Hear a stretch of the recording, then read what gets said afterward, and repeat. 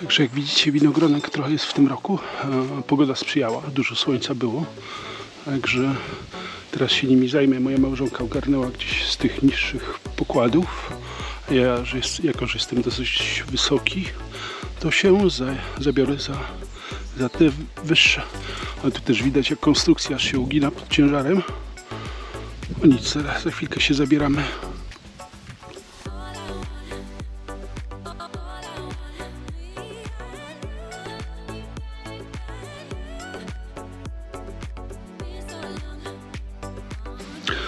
O, jak widzicie, kilka minut pracy i taki pojemniczek się zebrał. A to wszystko z 3 krzaczków.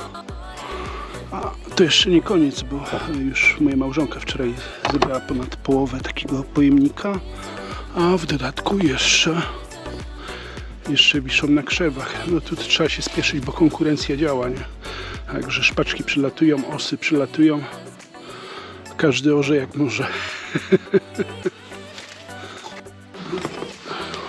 O, jak widzicie, tutaj w tym jednym pojemniczku zebrało się jakieś 10 kg winogron.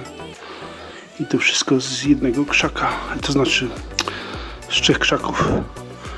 A to, co wczoraj małżonka pozbierała. Także sami widzicie.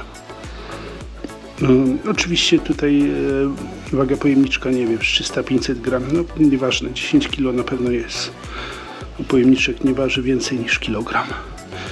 Myślę, że z 500 gram maksimum, 300-500 gram. O, w drugim pojemniczku pokazuje 6800, czyli liczmy jakieś 6 kg. To by było na tyle. Ja Was serdecznie pozdrawiam.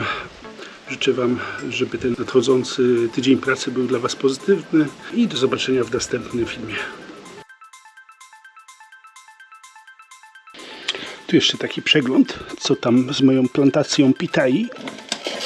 O, jak pamiętacie, w sezonie zimowym ją